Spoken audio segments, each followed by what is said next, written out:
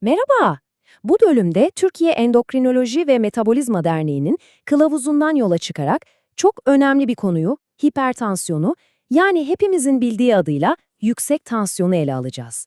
Bakalım bu sessiz tehlike neymiş? Şöyle bir soruyla başlayalım. Türkiye'de neredeyse her 3 yetişkinden birine etkileyen ama çoğu zaman fark edilmeyen bu sessiz tehlike aslında nedir? Evet, hipertansiyondan bahsediyoruz. Hipertansiyonu en basit haliyle şöyle düşünebiliriz. Kanın, damarlarımızın duvarlarına uyguladığı basıncın sürekli olarak yüksek olması durumu. Tıpkı bir bahçe hortumunun içindeki tazyikli suyun hortuma zarar vermesi gibi.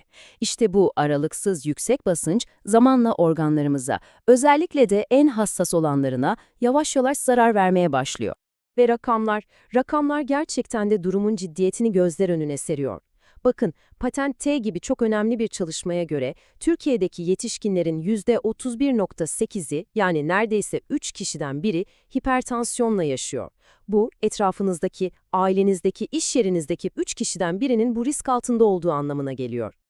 Peki, bu kadar yaygın bir durumun arkasında ne yatıyor? Neden oluyor bu? Hipertansiyonun nedenlerini anlamak için onu iki ana başlık altında incelememiz gerekiyor. Bu ayrım gerçekten çok kritik. Bakın, vakaların ezici bir çoğunluğu yani %90-95'i primer ya da diğer adıyla esansiyel hipertansiyon. Bunun ilginç yanı ne biliyor musunuz? Altında yatan net tek bir sebep yok. Yıllar içinde yavaş yavaş gelişiyor. Diğer yanda ise çok daha nadir görülen sekonder hipertansiyon var. Bu adından da anlaşılacağı gibi böbrek hastalığı, bir tümör ya da kullanılan bazı ilaçlar gibi başka bir sağlık sorununa bağlı olarak aniden ortaya çıkıyor ve genellikle daha da yüksek seyrediyor. Gelelim risk faktörlerine. Yani kimler daha çok risk altında? Burada tabloyu ikiye ayırabiliriz. Bir yanda değiştiremeyeceğimiz faktörler, yani kader diyebileceğimiz şeyler var. Diğer yandaysa tamamen bizim kontrolümüzde olan, yani kendi seçimlerimizde şekillendirdiğimiz faktörler. Önce değiştiremediklerimizden başlayalım. Mesela yaş. Yaş ilerledikçe damarlarımız da yaşlanıyor, esnekliğini kaybediyor ve bu da riski doğal olarak artırıyor. Bir diğeri genetik. Eğer ailenizde hipertansiyon öyküsü varsa sizin de riskiniz maalesef daha yüksek oluyor. Bu genetik bir miras gibi. Ama iyi haber şu ki kontrol edebileceğimiz ve aslında çok daha etkili olan bir sürü faktör var. İşte bunlar bizim seçimlerimiz. Mesela yüksek tuz tüketimi, vücutta su tutulmasına neden olarak doğrudan basıncı arttırıyor. Fazla kilo ve obezite, hareketsiz bir yaşam tarzı, sigara, aşırı alkol tüketimi, bunların hepsi denklemin en önemli parçaları. Yani aslında riskin büyük bir kısmını yönetmek tamamen bizim elimizde. Az önce obeziteden bahsettik ya, bakın bu konuda Framingham gibi çok büyük ve saygın bir çalışmanın bulgusu ne kadar net. Erkeklerdeki hipertansiyonun %70'inin, kadınlardakinin ise %61'inin doğrudan fazla kilolara, yani yağ dokusuna bağlanabileceğini söylüyor. %70. Bu, kilo kontrolünün hipertansiyonu önlemede ne kadar merkezi bir rol oynadığının kanıtı adeta. Peki en başından beri sessiz tehlike diyoruz, neden? Çünkü hipertansiyon genellikle hiçbir belirti vermeden yıllar boyunca sessizce ilerleyip vücudumuzun en kritik sistemlerine, yani hedef organlarımıza geri döndürülmesi zor hasarlar veriyor.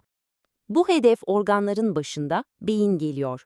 Sürekli yüksek basınca maruz kalan hassas beyin damarları zamanla zayıflıyor, daralıyor, hatta yırtılabiliyor. Sonuç, inme.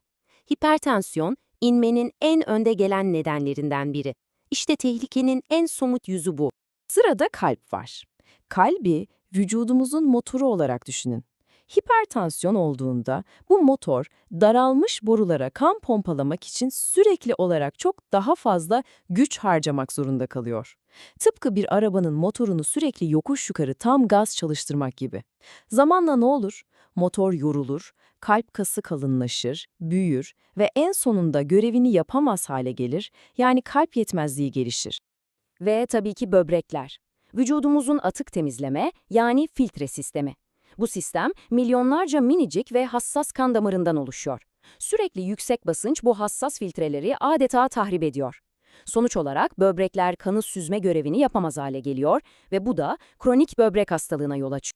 Şimdiye kadar anlattıklarımız biraz karamsar bir tablo çizmiş olabilir ama neyse ki hipertansiyon yönetilebilir bir durum. Yani kontrole ele almak mümkün. Gelin şimdi bu basıncı nasıl kontrol altına alabileceğimize bakalım. Hipertansiyon yönetimi iki sağlam temel üzerine kurulu. Birincisi ve en önemlisi her şeyin başlangıcı olan yaşam tarzı değişiklikleri. Bu adeta tedavinin temelini attığımız yer. Eğer bu temel tek başına yeterli gelmezse işte o zaman ikinci sütun yani tıbbi tedavi, ilaçlar devreye giriyor. Peki bu yaşam tarzı değişiklikleri neler? Aslında hepsi bildiğimiz sağlığın altın kuralları. İdeal kiloya ulaşmak ve bunu korumak. Özellikle tuz tüketimini yani sodyumu azaltmak. Düzenli olarak haftanın çoğu günü egzersiz yapmak. Meyve, sebze ve tam tahıllardan zengin, dengeli bir diyet benimsemek. Ve tabii ki modern yaşamın bir parçası olan stresi yönetmeyi öğrenmek. Bu adımların her biri tek başına bile kan basıncını düşürmede inanılmaz etkili. Tabii ki bazen yaşam tarzı değişiklikleri tek başına hedef kan basıncına ulaşmak için yeterli olmayabilir. İşte bu noktada da modern tıbbın sunduğu çok etkili ve güvenli ilaç seçenekleri var. Bu ilaçlar kan basıncını ideal seviyelere çekerek az önce bahsettiğimiz o ciddi organ hasarlarını önlemede hayati bir rol oynuyor. Yani elimizde çok güçlü araçlar var.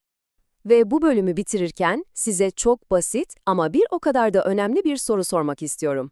Tansiyonunuzu en son ne zaman ölçtürdünüz? Bu sessiz tehlikeyle mücadelenin ilk ve en önemli adımı rakamları bilmektir, yani farkında olmaktır. Unutmayın, kendi sağlığımız söz konusu olduğunda bilgi en büyük gücümüz.